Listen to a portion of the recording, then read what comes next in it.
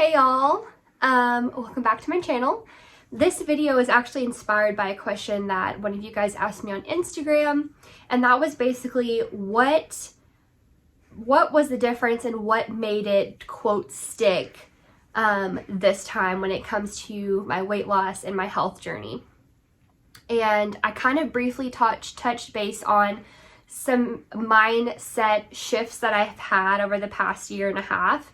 And I just wasn't able to get as in-depth as I wanted to, and I thought I would sit down and film an actual video. Hopefully this will be really helpful for you guys, and also it's just really some lessons that I've learned throughout this journey that's been nothing really but ups and downs. I think anybody who's gone through something like this or has focused on their health more so in their weight loss journey and their relationship with food, it is definitely not linear whatsoever. It is like this. But it is constantly going that way. If you ever see that chart that's like ups and downs, but you can clearly see the line, that's definitely a clear depiction of what a weight loss and health journey looks like. It's just crazy. So I thought I would just sit down and talk to you guys more in depth about some things that I have switched in my brain, have just clicked this time, and there's some factors I know why, and there's some I'm just like, I don't know, it just happened. So we're going to talk about weight loss and just looking at weight loss in a much different approach than I ever have before.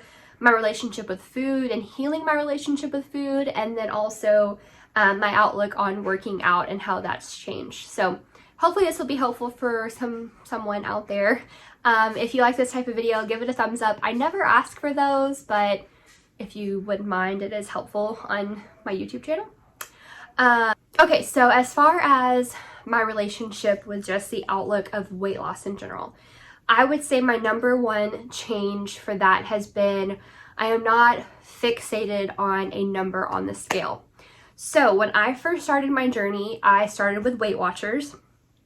And this is kind of a two-part thing. So with Weight Watchers, you do have to weigh in weekly.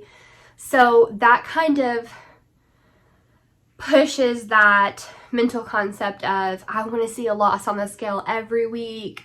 That kind of drives that concept a little bit deeper. And then, of course, because diet culture, I feel like is just ingrained in us as we're growing up. When you start a weight loss journey, you just have this goal number in mind. You have this goal weight in mind you want to lose 60 pounds, within X amount of time.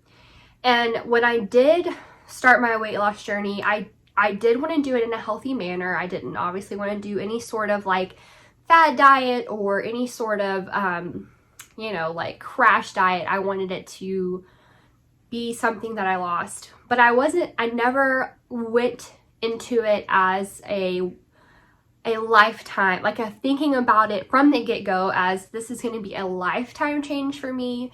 This is going to be a long process. I am in this for the long haul. I need to just dig in and take my time and do the steps the proper way. And I was fixated on losing 60 pounds by my birthday. Like that was just in my brain. I was like, okay, this is gonna happen. And I was very like, I was just into this certain number on the scale.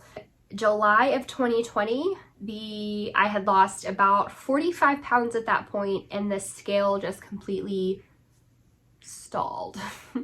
This is the point when I started doing more weight training. So I did continue to see my measurements change, my body composition change. But it took me a while to not put so much stake into what the scale was saying. I was still stepping on the scale every week, multiple times a week, with hopes and dreams of seeing a lower number every time. And I didn't. So I quickly had to realize that this really is not about the number. Which is hard to come to because I still have weight I want to lose. I am not where I, quote, want to be. Still, and it is April of 2021. So I'm just gonna go back for a second. July 2020 to April of 2021, I have seen no downward movement on the scale. I have continued to track my food, weigh my food, eat the right foods, move my body, all the proper things that I should be doing. So it's hard when you do not see that scale moving, and really deep down inside, that's what you want. But what I had to focus on instead was, if the scale moves, cool, that's great. I do still weigh myself, and for me, I look at the number on the scale as a data point.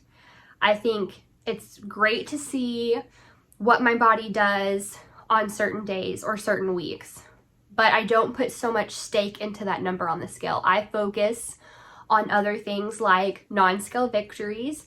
I focus on the way my clothes are fitting me. I focus on, sometimes I take my measurements, sometimes I don't, sometimes I do. I focus on performance in the gym or at my workouts. I just focus on different things in the number on the scale. And I think that really has made a big difference for me as far as longevity. Biggest thing is I know that what I am doing is the best thing for my body. But it's making me a better person, a better functioning human being, a better mom, a better wife, a better employee, a better everything. Like, I am able to function just so much better, more energy, all the things that they always preach to you. That's what I'm benefiting from right now. And that is much more important to me at this point in my life than any number on the scale. So that's been a big mindset shift. And honestly, I was pushed into that mindset shift. You know, like, I haven't seen the scale move. But instead of me throwing in the towel and saying, well, I'm just never going to lose this weight, I'm just persevering and just understanding that I'm doing the right thing. That's it, period. You know what I mean? Like, and it's going to come. All things are going to fall into line, fall into place, and it is what it is. But right now, we just got to keep on pushing. So just kind of erasing that goal number and not putting so much pressure on yourself to like reach some number, some made up number that you feel like is going to make you your most confident self, when there's so many other things out there that should make you feel your most confident self, and it has nothing to do with a number on the scale. And then looking at the number on the scale when you do step on the scale and consuming it as data and not as like Bible, if that makes sense. So those have been two really big mindset shifts for me that I think are really, really important. Another one that is so crazy important to me is my relationship with food. When I first started Weight Watchers, which technically I started Weight Watchers first right before I got pregnant with our second baby, and did not continue to do Weight Watchers through my pregnancy, but as soon as I had our second baby and I was about 6 months postpartum, I was so pumped to start back on Weight Watchers. And that program honestly really brought to light some of the negative things that I had when it came to food that I never really even noticed before. So I am a notorious overeater. I have a card at the Clean Plate Club.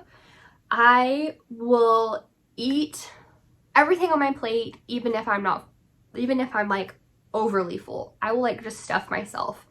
And I have really had to address that. And I've posted it several times on my Instagram whenever we got, especially when we got to eat.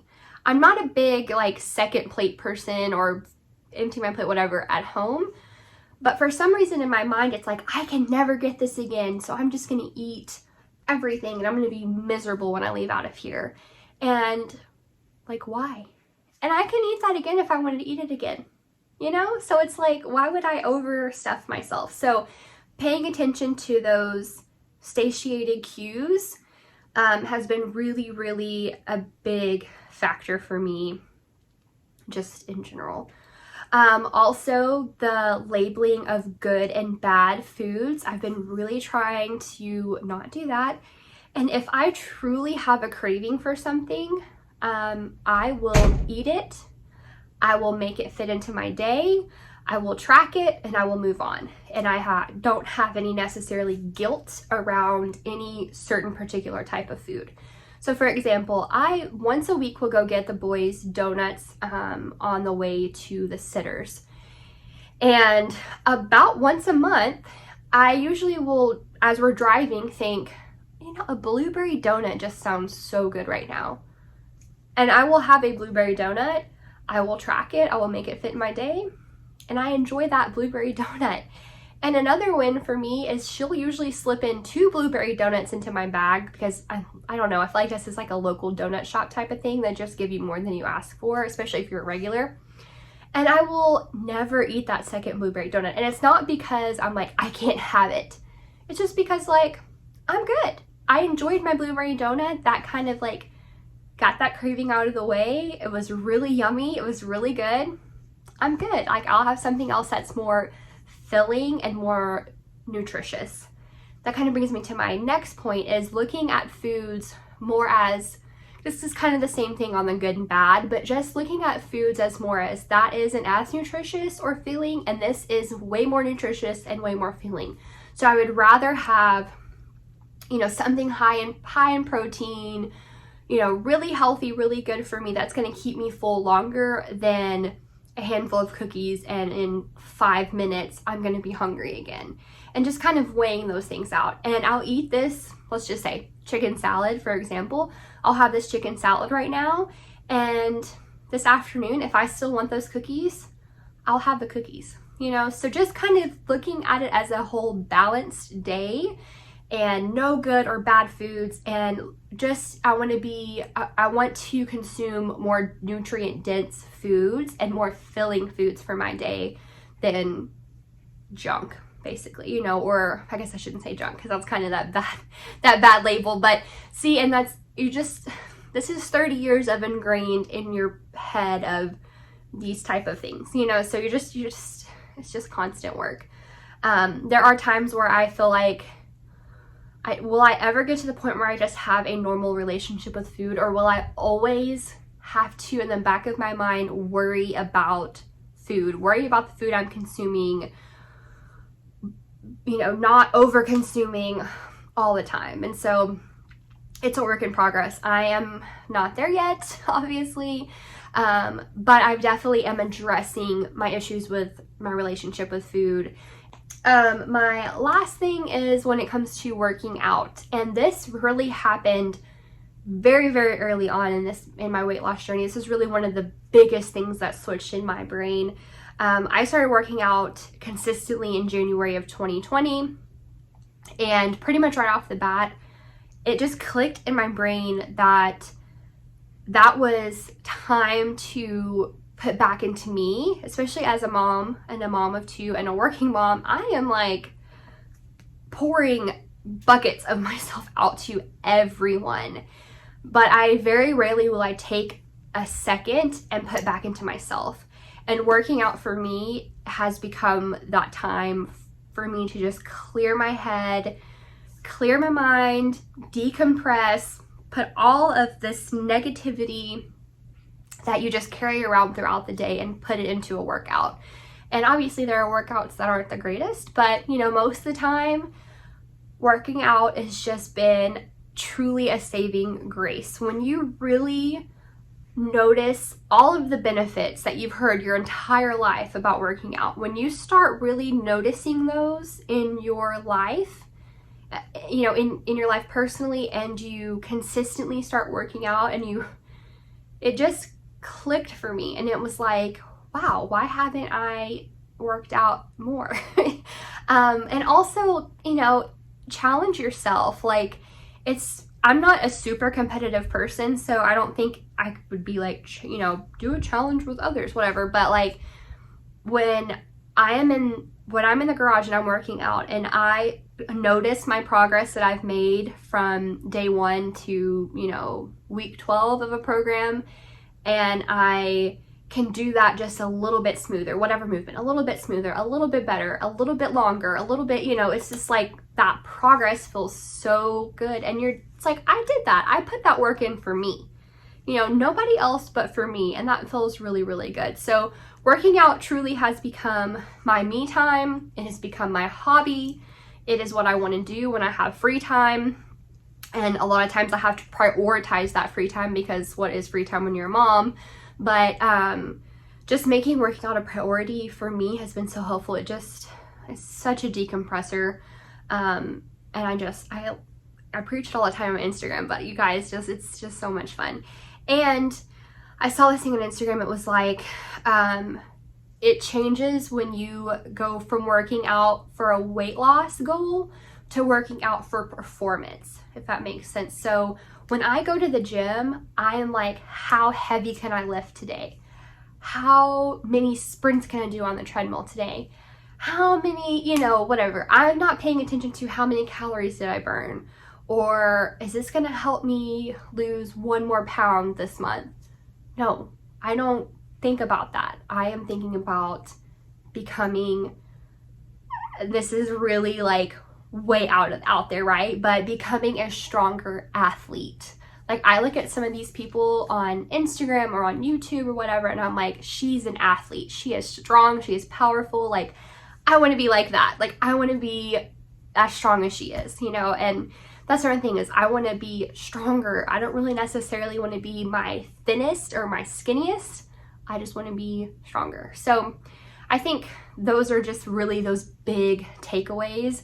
And without making this video any longer, I just wanted to share that with you guys and just hopefully give those little tidbits, and hopefully they're helpful. I could honestly probably talk about every single one of those big things for an entire video. Like, I really feel so passionately about all of this.